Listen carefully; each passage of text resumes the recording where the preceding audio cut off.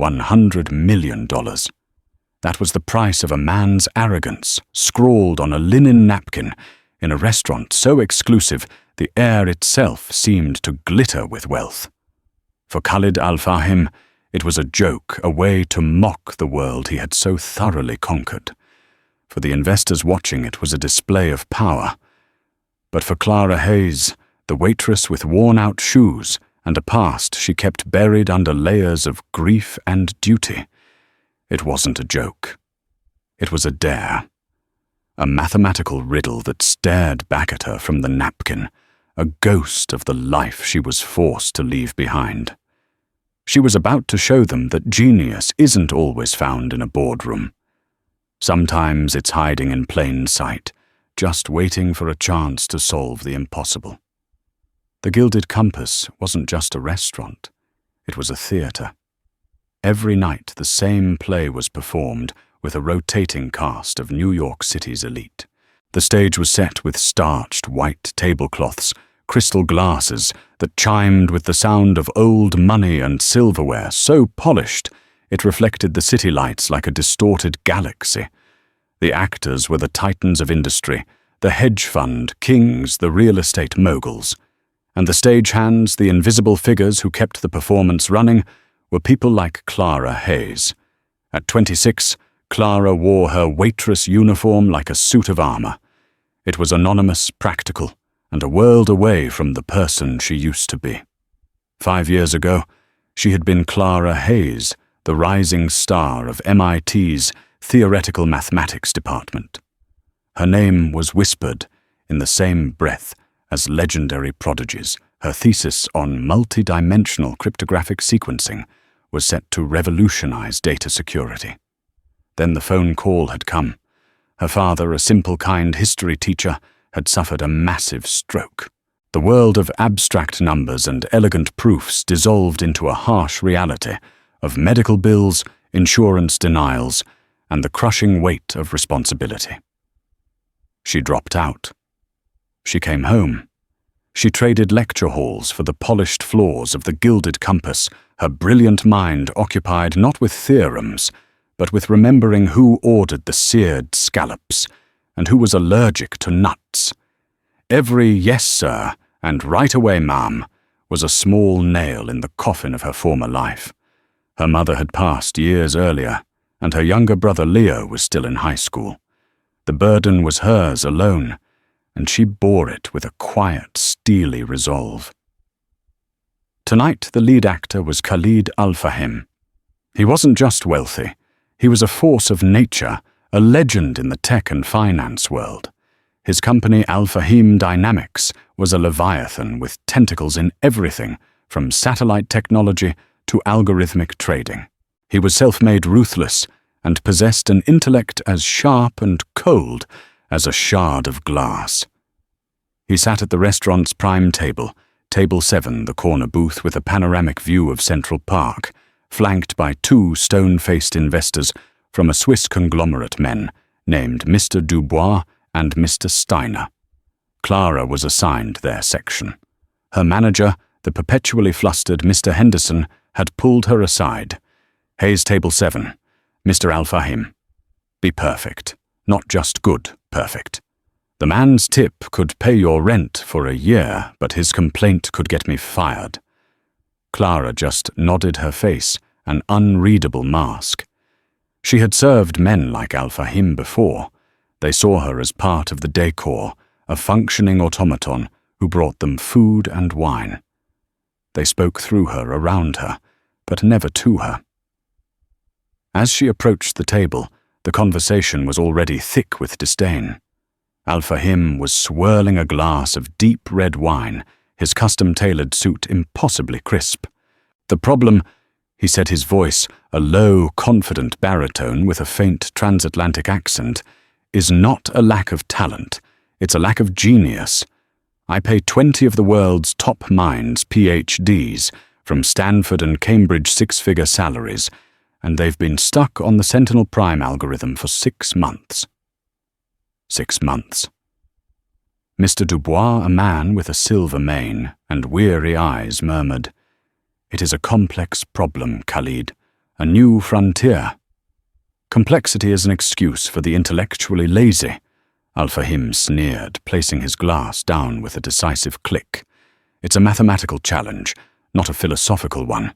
It requires a spark, a leap of intuition that these pedigreed academics simply do not possess. They are workhorses, not visionaries. Clara moved silently, placing coasters on the table and pouring chilled water from a crystal carafe. She kept her eyes down her movements, fluid and economical, a ghost at the feast. But she wasn't just a ghost. She was a listener, and the words algorithm, mathematical challenge, and prime were like familiar notes from a long-forgotten song. They resonated with a part of her she thought was dead. "Perhaps your expectations are too high," Mr. Steiner suggested mildly. Al-Fahim laughed, a dry, humorless sound. "My expectations are the reason I am sitting here and not waiting tables." He flicked his eyes towards Clara for a fraction of a second, a flicker of dismissal, so quick it was almost imperceptible. But Clara felt it. It was the same look she'd seen 100 times, the look that said, "You are nothing." For a moment, the anger was a hot flash in her chest. She wanted to say something, to tell him that the person pouring his water had once written proofs that would make his head spin. But she swallowed it down, turning it into the fuel that got her through another grueling 12-hour shift. She recited the evening specials in a calm, professional monotone, her face betraying nothing of the storm raging within her. Khalid Al-Fahim barely acknowledged her existence, waving a hand to dismiss her before she had even finished. He turned back to his guests, his arrogance filling the space around the table like a magnetic field. The night was just beginning, and Clara could already feel it was going to be a long one. She retreated to the shadows of the service station, the billionaire's dismissive gaze burning a hole in her memory. The dinner progressed with the slow, deliberate pace of a high-stakes negotiation, disguised as a meal. Courses came and went. The conversation circled endlessly around valuations, market shares, and the revolutionary potential of Al-Fahim Dynamics' new quantum computing division. The centerpiece of this potential was the very thing causing Khalid Al-Fahim so much frustration, the Sentinel Prime algorithm. Clara moved in and out of their orbit, a silent satellite. She cleared plates, refilled glasses, and listened. From the fragmented pieces of their conversation, she pieced together the puzzle. The algorithm was a new form of encryption designed to be unbreakable by even the most powerful supercomputers. It was based on a notoriously difficult mathematical problem involving the factorization of massive semi-prime numbers, but with a unique, multi-layered twist that Al-Fahim himself had conceived. It was the key to securing global financial networks, military communications, a technology worth not billions, but trillions. And it was stalled. They are attacking it with brute force. Al-Fahim said, his frustration mounting with every glass of wine. They are using conventional models. They lack imagination.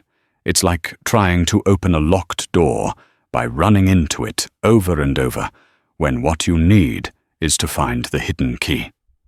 He leaned back, a glint of theatricality in his dark eyes.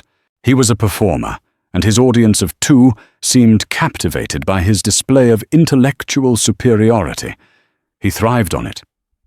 "Genius is rare," he proclaimed, his voice loud enough to turn heads at a nearby table. "It is a lightning strike. It does not grow in the curated gardens of academia. It can be found anywhere, or more often, nowhere at all." He picked up the heavy silver pen from his breast pocket, a Mont Blanc that probably cost more than Clara's monthly salary. With a flourish, he grabbed a fresh linen napkin from the basket on the table. "Look," he said, smoothing it out. Mr. Henderson, watching from across the dining room, felt a bead of sweat trickle down his temple. A guest writing on the fine linens was a cardinal sin. But who would dare stop Khalid al-Fahim? With quick, precise strokes, al-Fahim began to write on the napkin. It wasn't a note or a doodle. It was a string of mathematical notations, a complex equation that made Clara's breath catch in her throat. She recognized the symbols instantly, the stylized sigmas, the prime number notations, the integral signs, woven into a matrix of variables that was both horrifyingly complex and breathtakingly elegant. It was the core of the problem he'd been describing.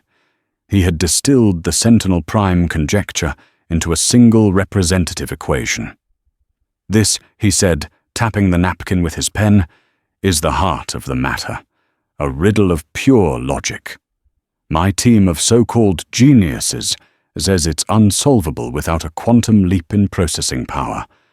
I say they are fools. He paused for dramatic effect, his gaze sweeping across the opulent dining room over the heads of the wealthy patrons, the deferential staff, and landing with theatrical contempt on nothing in particular. In fact, he declared, his voice ringing with challenge, I will make a proposition. He held up the napkin. Anyone in this room, my esteemed guests, the chef in the kitchen, the dishwasher, my waitress, he added with a lazy gesture in Clara's direction, though he still didn't look at her. Anyone who can provide a viable pathway to solving this, not even the full proof. Just the correct, elegant first step. The key, I will personally write them, a check. He let the silence hang in the air before delivering the punchline. For $100 million. A nervous titter went through Dubois and Steiner. It was a joke, of course, a billionaire's absurd, extravagant display of boredom and power. A way of saying this problem is so far beyond you common mortals that I can safely offer a fortune for its solution. The other diners who overheard simply smiled, shaking their heads at the eccentricities of the ultra-rich. Mr. Henderson looked like he was about to faint. Al-Fahim chuckled, clearly pleased with the reaction. He tossed the pen onto the table and crumpled the napkin, slightly a sign that the performance was over. He was about to discard it. Sir. Clara's voice was quiet, but it cut through the air with surprising clarity.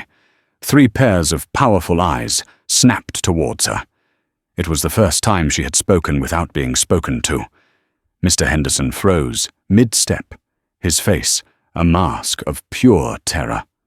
Al-Fahim raised an eyebrow, a slow, condescending arch of amusement. Yes! Clara's heart was hammering against her ribs. Every instinct screamed at her to apologize, to retreat, to disappear back into the shadows. But the equation on that napkin was calling to her. It was the first thing in 5 years that had made her feel a spark of her old self. The napkin, she said, her voice steady, despite the tremor in her hands. May I see it? A thick, stunned silence fell over the table. Mr. Dubois stared.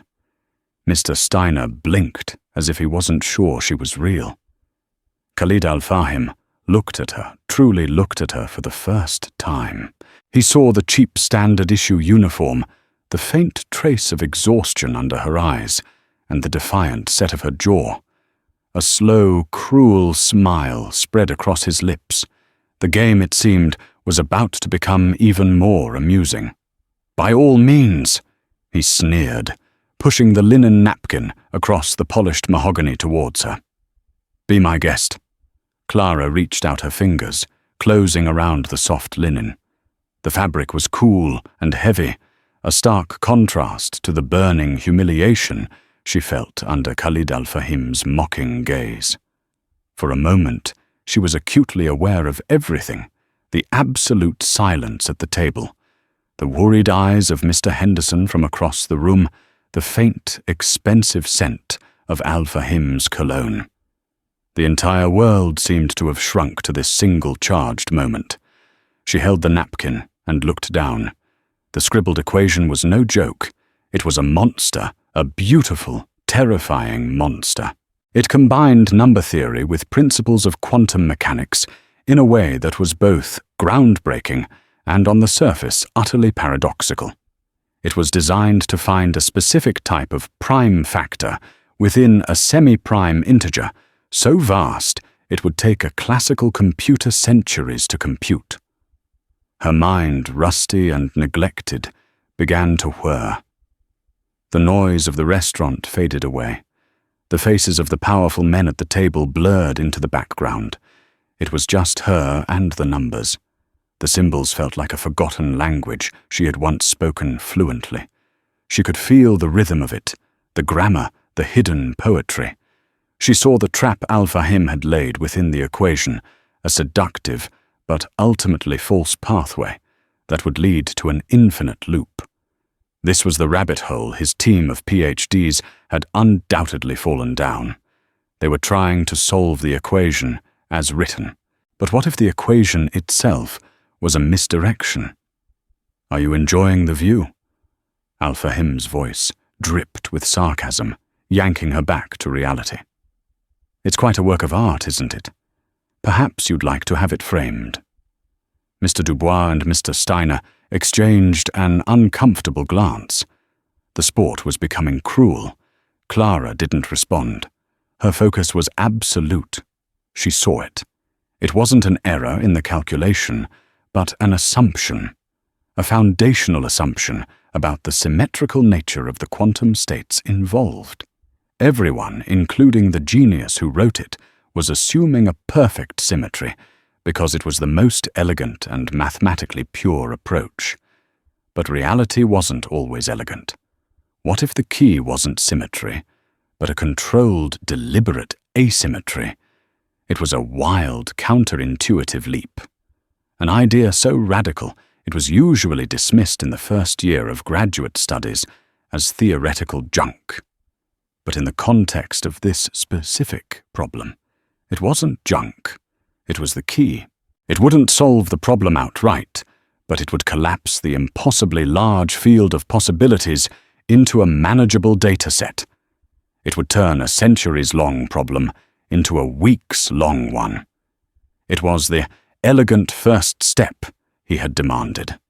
Her co-worker Sarah, a perpetually cheerful girl who dreamed of being an actress, passed by with a tray of desserts.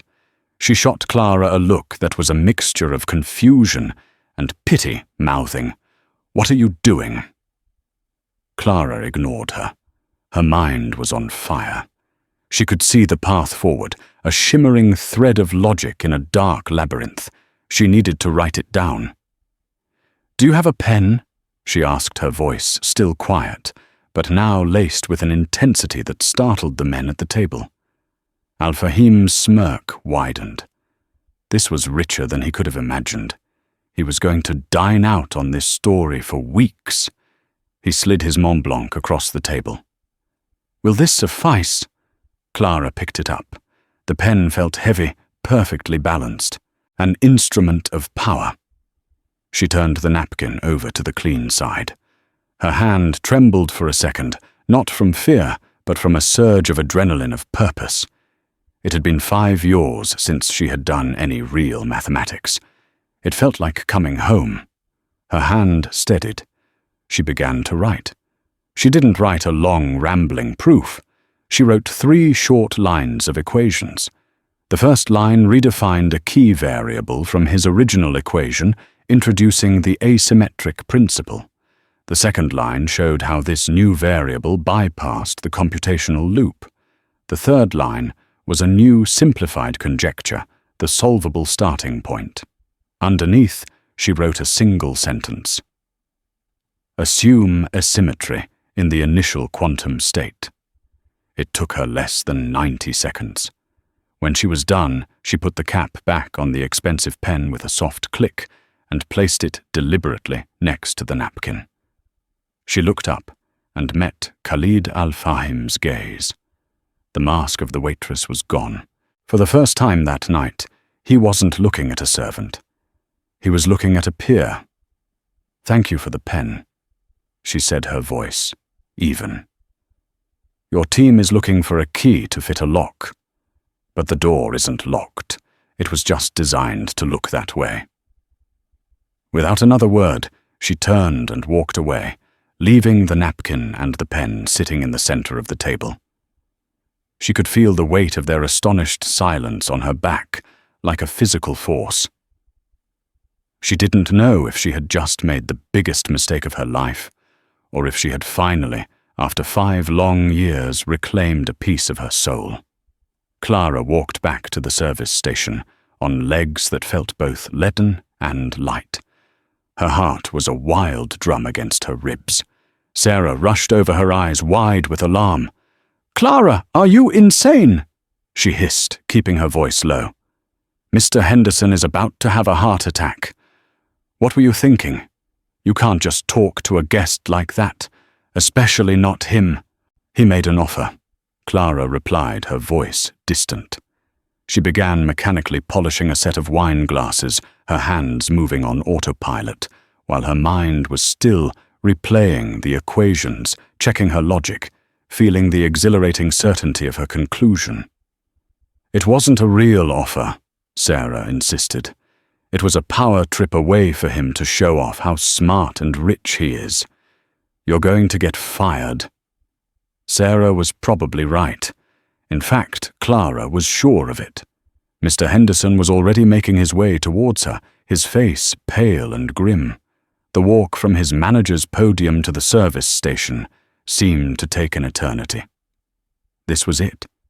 The end of the job that, for all its indignities, was the only thing keeping her family afloat. A wave of panic washed over her, cold and sickening. What had she done? She had let her pride, that long dormant intellectual vanity, jeopardize everything. Her father's care, Leo's future, all for a single moment of defiance. "Hayes, Mr. B," Henderson said, his voice a strained whisper. "My office." "Now." Clara placed the wine glass down her hands, now trembling for a different reason. She nodded, unable to speak, and followed him towards the small, cramped office behind the kitchen. She cast one last glance back at table 7.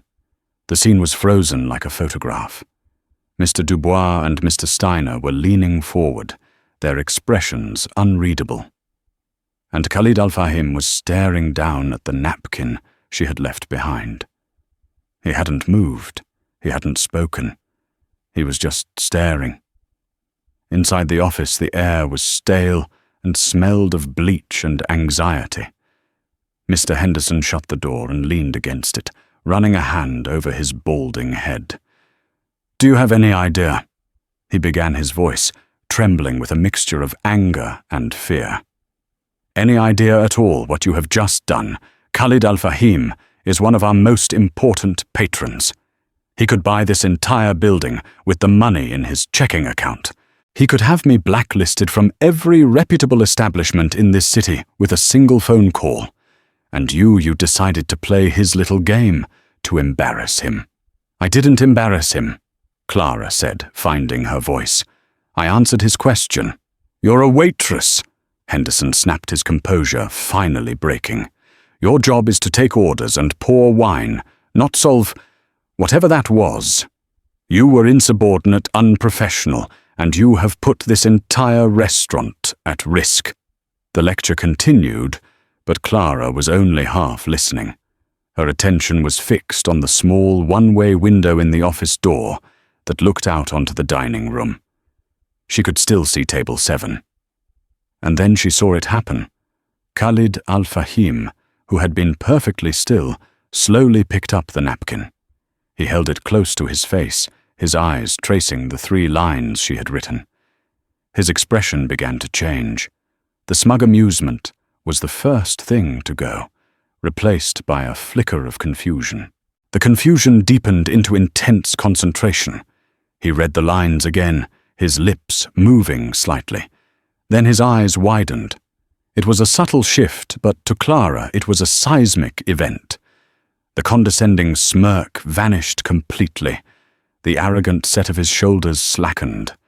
He leaned forward, elbows on the table, holding the napkin, as if it were a fragile, priceless artifact. He looked from the napkin to the empty space where she had stood, and then back to the napkin. A look of pure, unadulterated shock bloomed on his face. It was the expression of a man who had built his world on the bedrock of his own infallible genius, only to feel that bedrock crack beneath his feet. He had seen it. He understood. He knew she was right. Back in the office, Mr. Henderson was reaching his crescendo. "And so, unfortunately, I have no choice. I'm going to have to let you go. Please gather your things from your locker. Your final paycheck will be mailed to you." The words barely registered. Clara's entire being was focused on the scene unfolding in the dining room. Al-Fahim said something to his guests, his voice too low to hear. He pushed his chair back and stood up abruptly. Mr. Dubois and Mr. Steiner watched him, their faces etched with astonishment. Al-Fahim's gaze scanned the restaurant, sweeping past the other tables, past the service station, searching. His eyes locked onto the manager's office. He saw Clara through the small window. Their eyes met. The look on his face was no longer one of arrogance or anger. It was something else entirely. Awe, disbelief, and an urgent raw intensity that made the hair on Clara's arms stand up. He started walking not towards the exit, but directly towards the manager's office. His strides were long and purposeful. The entire dining room seemed to hold its breath as he moved. Mr. Henderson, oblivious, was still speaking. "I'm sorry, Clara. I truly am. But you left me no—" The office door swung open with such force that it slammed against the wall, making Henderson yelp in fright. Khalid Al-Fahim stood in the doorway, filling it completely. His eyes were fixed on Clara, blazing with an electrifying intensity. He held the napkin in his hand. "You," he said, his voice a low, resonant boom that silenced the entire world.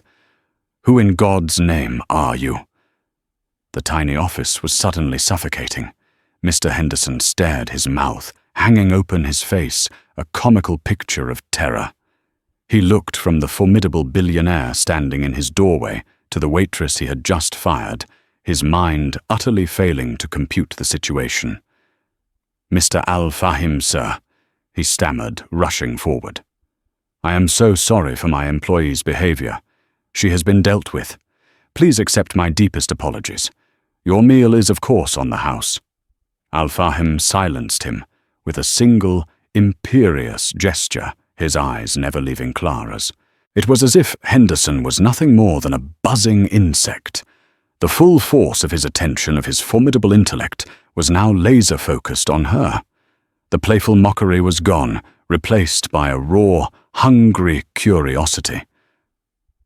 "I asked you a question," he said, his voice softer now, but more intense. He took a step into the office, forcing Henderson to scuttle backward. "Who are you?" Clara straightened up, meeting his gaze. The fear that had gripped her just moments before was receding, replaced by a strange newfound calm. She had crossed a threshold. There was no going back. "My name is Clara Hayes," she said, her voice clear and steady. "That's not what I'm asking," he said, taking another step. He held up the napkin. This is not a lucky guess. This is not a parlor trick. This is a paradigm shift. My team, men and women with the highest honors in their fields, has been trapped in a logical cul-de-sac for months. You looked at it for 30 seconds and didn't just find a way out. You showed them that the cul-de-sac was an illusion. You didn't unlock the door. You pointed out it was never locked. So I will ask you again. Who are you? Behind him in the dining room, a hushed pandemonium had broken out. Diners were whispering, pointing. Mr. Dubois and Mr. Steiner had risen from their table and were watching the scene unfold, their expressions a mixture of shock and intrigue. This was no longer a business dinner, it was an event. I used to study mathematics. Clara admitted the words, feeling foreign on her tongue. Al-Fahim's eyes narrowed. Used to study where MIT, she said quietly. The name hung in the air between them. A flicker of understanding crossed Al-Fahim's face. It made sense now. Or rather, it started to make sense. MIT, he repeated, a low whistle escaping his lips. And you're working here. Why? It was the question that had haunted her for 5 years, the question she could never properly answer for herself without a tidal wave of guilt and regret washing over her. She thought of her father, his brilliant mind trapped in a body that wouldn't obey him, his non-verbal smiles the only thing that kept her going. She thought of the mountain of bills on her kitchen table. Life happened, she said the simple phrase, encompassing a universe of pain. Mr. Henderson, finally grasping that the situation had spun completely out of his control, tried to intervene again. Sir, I can assure you, whatever this is, be quiet, Al-Fahim commanded without looking at him. To Clara he said, I want to hear about it. I want to hear everything, but not here. He glanced around the tiny, pathetic office with distaste. Then he looked at her uniform, at the faint smudge of sauce on her apron, at the exhaustion etched into her features. You're finished here for the night, he stated. It wasn't a question. I was just fired, Clara said, a bitter irony in her voice. Al-Fahim finally turned his head to look at Mr. Henderson. The manager flinched as if struck. The billionaire's gaze was glacial. No, she wasn't, Al-Fahim said, his voice dangerously soft. In fact, you are going to give Miss Hayes a bonus for providing the most extraordinary service I have ever received. Then you're going to forget this conversation ever happened. Do you understand me? Henderson could only nod his head, bobbing up and down like a puppet's. Good, Al-Fahim said curtly. He turned back to Clara. Get your coat. My car is waiting outside. We have a great deal to discuss. He handed the napkin back to her. And bring this, he said. This napkin is quite possibly the most valuable document my company has seen all year. Clara stood frozen for a moment, the linen napkin feeling impossibly heavy in her hand. $100 million. The offer echoed in her mind. Was it real? Could this possibly be happening? Al-Fahim seemed to read her thoughts. The offer was genuine. He said, his voice now devoid of any sneer or mockery. It was the voice of a man making a serious business proposition. But I suspect we have more important things to talk about than money. He turned and strode out of the office, leaving a trail of stunned silence in his wake. He walked back to his table, said a few quick words to his investors, who were now on their feet, looking completely bewildered.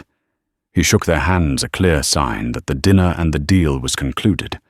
Clara, moving as if in a dream, walked to her locker. She shed the waitress uniform, the armor that had been her second skin, and put on her simple coat and jeans. As she walked out through the main dining room, every eye was on her. She was no longer invisible. She was the girl who had done the impossible. Outside, the cool night air of New York City hit her face. A sleek black Maybach was purring at the curb, its driver holding the rear door open. Khalid Al-Fahim stood beside it, waiting for her.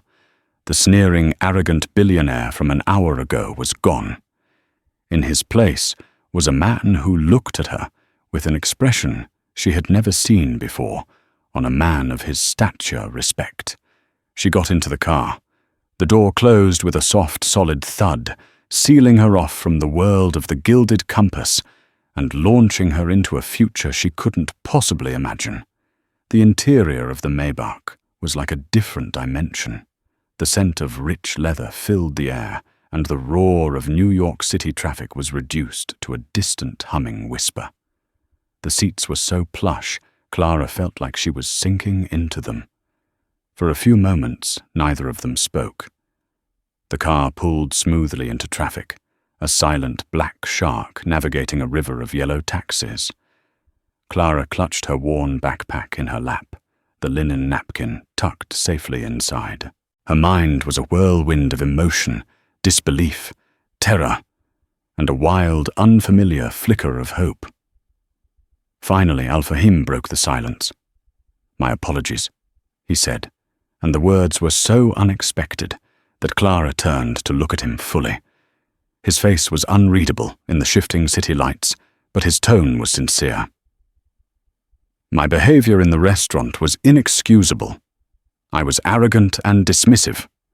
There is no excuse for treating another person with such disrespect."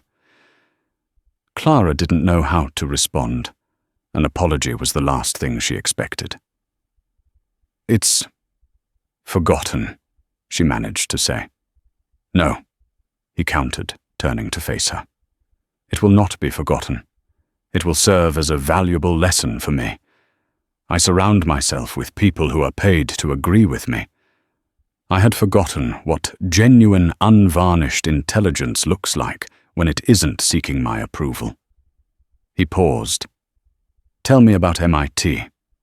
What were you studying?" And so the story came tumbling out, haltingly at first, then, with more confidence, Clara told him everything. She spoke of her passion for number theory, her work with a renowned professor, Dr. Evelyn Reed, on cryptographic vulnerabilities. She described the excitement of being on the cusp of a breakthrough, the sense of a limitless future stretching before her. Then she told him about the phone call, the hospital, her father's diagnosis, and the slow, crushing realization that her dreams were an unaffordable luxury. She spoke of the last 5 years of juggling shifts, managing her father's physical therapy appointments, making sure Leo had everything he needed for school, the constant, grinding exhaustion. She spoke without self-pity, stating the facts of her life with a stark, simple clarity. Khalid Al-Fahim listened without interruption. He didn't offer platitudes or expressions of sympathy. He simply listened, his sharp, analytical mind piecing together the narrative of a brilliant life derailed by circumstance. When she finished, the car was crossing the Queensboro Bridge, the glittering skyline of Manhattan laid out behind them like a blanket of diamonds. "Your father," he said finally. "What is his prognosis?" "The doctors say his progress has plateaued," Clara said, the familiar ache returning to her chest. "He needs specialized long-term care that insurance won't cover. The facility with the best neurological rehabilitation program costs a fortune." "And your brother, Leo, is brilliant. He wants to be an engineer. He has a full scholarship offer to Carnegie Mellon, but he's talking about staying home, getting a job to help out. I can't let him do that. He can't throw his future away like I did." Al-Fahim was silent for another long moment. The car was now heading towards the private airfields in Queens. "I did not throw my future away," Clara added softly, more to herself than to him. "I chose my family. A choice no one should have to make," Al-Fahim said. The car turned into a private gate, pulling up onto a tarmac where a sleek Gulfstream jet sat waiting, its lights cutting through the darkness. "We are going to my office. It has the best view of the city, and we need to talk without distraction." His office wasn't in a skyscraper. It was the top floor of a skyscraper. The Al-Fahim Dynamics building was a shard of dark glass that pierced the sky. They rode a private elevator that moved with silent, breathtaking speed. The doors opened into a vast minimalist space that was more art gallery than office. One entire wall was a floor-to-ceiling window overlooking the city. Al-Fahim walked over to a large obsidian desk. He gestured for Clara to sit in one of the leather chairs opposite him. "Let us first address the matter of the napkin," he said, his tone shifting to business. "The $100 million is yours. The funds will be transferred to an account of your choosing tomorrow morning. That is a contractual obligation I am more than happy to fulfill." Clara felt her head spin. $100 million. The number was so vast it was meaningless. It would solve all her problems and 1,000 problems she didn't even know she had. Her father's care, Leo's education, a new life. However, Al-Fahim continued leaning forward. To simply give you the money and let you walk away would be the single stupidest business decision of my entire life. I would be paying for the answer to one problem when I have just discovered the person who can solve all of them. He looked at her, his eyes burning with an intensity that was almost frightening. Clara Hayes, I am not offering you a reward. I am offering you a position. Not as a consultant, not as a member of my research team. I want you to lead it. I am creating a new division, the division of theoretical analytics. You will have an unlimited budget access to any resource you require, and a team you will build from the ground up. You will report directly to me. He paused, letting the weight of his words sink in. Your starting salary will be 7 figures. Your signing bonus will be separate from the prize money. You will not have to worry about your father's medical care or your brother's tuition ever again. All of that will be handled. What I want from you is your mind. I want the mind that saw through my arrogance and solved a problem that had stumped the world. I want you to come and finish what you started at MIT. I want you to change the world. Clara sat in stunned silence, the city lights glittering below like a fallen constellation. In the space of a few hours, her entire world had been turned upside down. She had walked into work that evening as a waitress, invisible and burdened. Now she was being offered the keys to a kingdom she thought she had lost forever. It wasn't just about the money. It was about reclaiming her life, her passion, her very identity. Why, she finally whispered. Why make such an offer to a stranger? Because, Khalid Al-Fahim said, a rare, genuine smile touching his lips. Genius is a lightning strike, and when lightning strikes your house, you do not admire the flash and go back to bed. You capture it, you harness it, and you build the future with its power. He extended his hand across the desk. So, Miss Hayes, will you help me build the future? The next morning, Clara woke up in her own small bedroom, and for a fleeting moment, she was convinced it had all been a dream. The gilded compass, the arrogant billionaire, the napkin, the impossible offer. It felt like a fantasy concocted by an exhausted mind. Then she saw it. Lying on her bedside table was the linen napkin, the elegant equations scrawled on its surface. Next to it was a sleek black business card, Khalid Al-Fahim, CEO Al-Fahim, Dynamics, with a private number etched underneath. It was real, all of it. A chime from her phone confirmed it. A text from an unknown number. The wire transfer is complete. A car will be waiting for you at 9 a.m. K.A. She checked her banking app, her hands trembling so badly she could barely type her password. The screen loaded. For a moment, she thought the app had broken. There were too many zeros. She counted them twice. Then a third time. $100 million. The number sat there stark and surreal, transforming her modest savings account into something astronomical. She felt a wave of dizziness and sat down hard on the edge of her bed. She thought of her father. She could call the Serenity Fields Neurological Center today. Not to ask about their payment plans, but to book their best suite. She thought of Leo. He could go to Carnegie Mellon without a single worry, without a single loan. A laugh escaped her lips, a sound that was half sob, half pure joy. The crushing weight she had carried on her shoulders for 5 years had vanished. She was light. She was free. At 9 a.m. sharp, the same black Maybach was waiting outside her modest apartment building in Queens. When she stepped out, dressed not in a uniform, but in the nicest blouse and slacks she owned. The driver greeted her by name and opened the door. The journey to the Al-Fahim Dynamics building felt different this time. It wasn't a journey into an unknown, intimidating world. It felt like a homecoming. When she arrived, she wasn't led to the executive floor. Instead, a polite but formal woman named Eleanor, who introduced herself as Mr. Al-Fahim's chief of staff, met her in the lobby. "Miss Hayes, welcome," Eleanor said with a professional smile. "Mr. Al-Fahim is in a board meeting, but he has left specific instructions. He believes your first action should not be to meet with him, but with the team you'll be inheriting." A knot of anxiety tightened in Clara's stomach. The team, the 20 PhDs from Stanford and Cambridge that Khalid had derided, the people who had been working on this problem for months.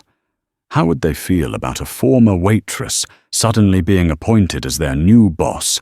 Eleanor led her to a different elevator, which descended into the building's sublevels. The doors opened into a high-tech, brightly lit research and development hub.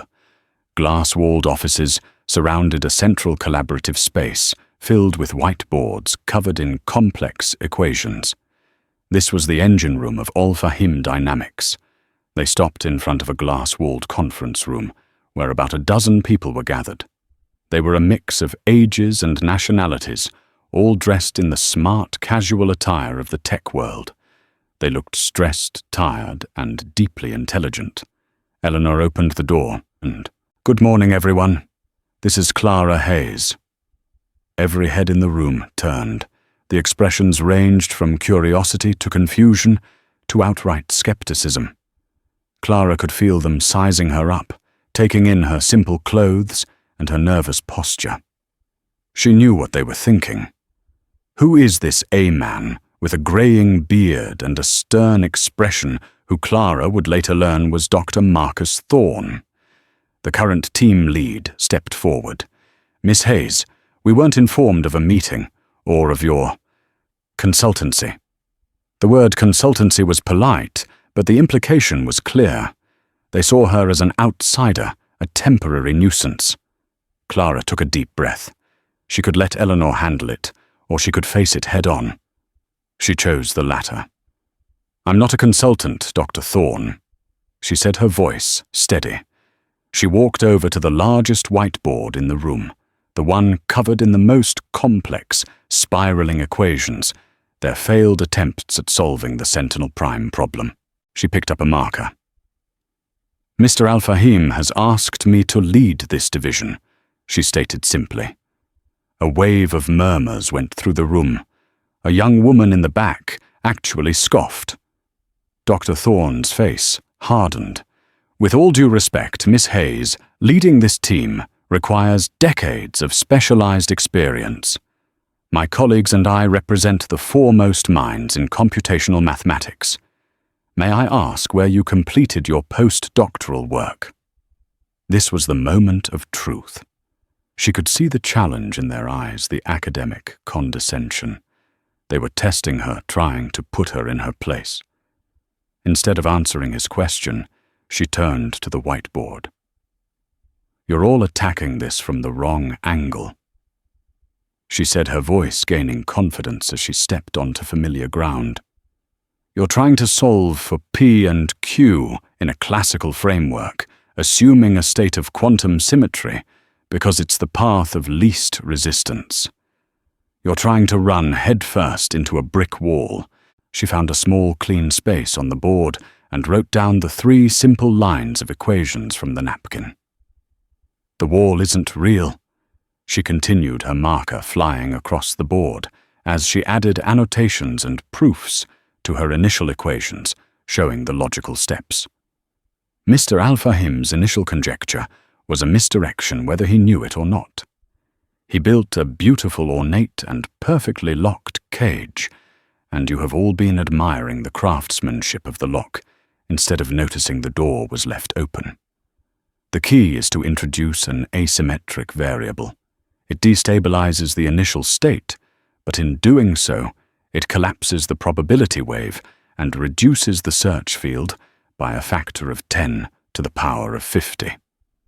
She stopped writing and turned to face them. The room was utterly silent.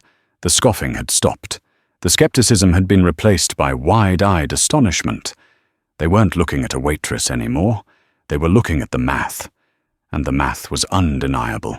It was elegant, audacious, and so blindingly obvious in retrospect that it was humiliating they had missed it. Dr. Thorne stared at the whiteboard, his mouth slightly agape. He walked closer, tracing her equations with his finger. He looked back at her, and for the first time, his expression held a glimmer of respect. "My God," he whispered. It's beautiful." From the back of the room, Khalid al-Fahim's voice echoed. "I thought so too." He was leaning against the doorframe, a satisfied smile on his face. He had been watching the entire time. He walked into the room, his presence immediately commanding attention. "Ladies and gentlemen," he announced to the stunned team, "allow me to properly introduce your new director, Clara Hayes. Her postdoctoral work was interrupted. She's here to finish it. And with her leadership, we are all going to change the world." The first few weeks were a whirlwind. Clara's life transformed so completely and so quickly, it often left her breathless. One day, she moved her father into the Serenity Field Center. The facility was less like a hospital and more like a luxury resort, with sun-drenched rooms, lush gardens, and a team of the world's best neurological specialists. The relief and gratitude in her father's eyes when he saw his new room overlooking a serene lake was a memory Clara would treasure forever. The weight of his care was no longer a burden, but a joy she could provide for. She also sat down with her brother, Leo. She showed him her new employment contract and the trust fund she had established for his education. His reaction was a torrent of tearful, joyful disbelief. The shadow of financial worry lifted from his young shoulders, and for the first time in years, she saw him dream about his future without reservation. He wasn't just going to Carnegie Mellon. He was going to thrive there. Her own life settled into a new, demanding rhythm. The division of theoretical analytics was officially born, and Clara dove into her work with a ferocious passion that had been dormant for 5 long years. Her initial introduction had broken the ice, but earning the team's true respect was a day-by-day process. She didn't lead with authority, but with collaboration. She spent hours with each researcher, listening to their ideas, understanding their strengths, and gently guiding their work with her unique, intuitive insights. She dismantled the hierarchical structure Dr. Thorne had built, creating an open, fluid environment where ideas were challenged and debated without fear of reprisal. She proved to be not just a brilliant mathematician, but a natural leader. The team, which had been stagnant and demoralized, came alive under her direction.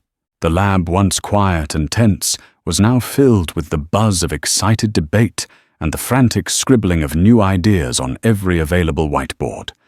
Khalid al-Fahim was a constant but distant presence. He gave her complete autonomy, never once interfering with her methods or questioning her decisions. But she would often look up from her work to see him standing on the other side of the glass wall of her office, simply watching, a look of profound satisfaction on his face. He had made a bet, a wild, impulsive $100 million bet, and it was paying off in ways he couldn't have imagined. Their relationship evolved into one of deep mutual respect. They would have dinner once a week, not in opulent restaurants, but in the quiet of his office, poring over data and discussing the future. She discovered a different side of him, not the arrogant billionaire, but the visionary who was relentlessly driven by a desire to solve the world's biggest problems. He, in turn, was continually amazed by the elegance and speed of her mind. She saw possibilities he missed, and he provided the resources to make those possibilities a reality. About 3 months into her new role, Clara had her first major breakthrough. Using her asymmetric principle as a starting point, she and her team didn't just solve the Sentinel Prime algorithm, they rendered it obsolete. They developed a new encryption method, something they called dynamic equilibrium cryptography. It was a system that didn't rely on a single static key, but on a constantly shifting, self-healing algorithm that adapted to attacks in real time. It was, for all practical purposes, truly unbreakable. The day she presented her findings to Khalid, he listened in complete silence, his eyes fixed on the flowcharts and proofs. When she finished, he was quiet for a full minute. "Do you realize what you've done?" he finally said, his voice hushed with awe. "This isn't just a step forward. This is a new paradigm. This will secure everything. Global finance, national security, the future of the Internet itself." He stood up and walked to the panoramic window looking out over the city. "I made a joke that night on a napkin," he mused. $100 million joke. And in return, you've handed me the foundation for $1 trillion industry and made the digital world a safer place. He turned back to her, a genuine, unforced smile lighting up his features. The money was never the point, was it, for either of us? No. Clara agreed, a small smile playing on her lips. It was never about the money. It was about the problem. It was about the thrill of the solution. It was about reclaiming a future that had been stolen from her, and in the process building a new one that was brighter than she had ever dared to imagine. She had walked into the gilded compass as a waitress, a ghost invisible to the powerful men she served. Now she stood in the highest tower in the city, a titan in her own right, looking out at a world of infinite possibilities, a world she was actively helping to shape. The equation of her own life had been solved not with numbers, but with courage, intellect, and a second chance she had seized with both hands. So what can we take away from Clara's incredible journey? It's a powerful reminder that value and potential are not defined by a job title, a uniform, or a bank account. True genius, true worth, can be hidden anywhere waiting for an opportunity to shine. Clara's story teaches us to look beyond surface-level judgments and to recognize the brilliance that may be quietly serving our coffee or waiting our table. It's also a story about second chances. It's about how even when life forces you down a path you never intended, the passion and talent within you never truly dies. It's waiting for that one moment, that one challenge to be reawakened. If this story inspired you, please hit that like button, share it with someone who needs to hear it, and subscribe to the channel for more unforgettable stories that prove the extraordinary is often found in the most ordinary of places. What did you think of Khalid's wager? Let us know in the comments below. We love hearing from you. Thanks for watching, and we'll see you in the next story.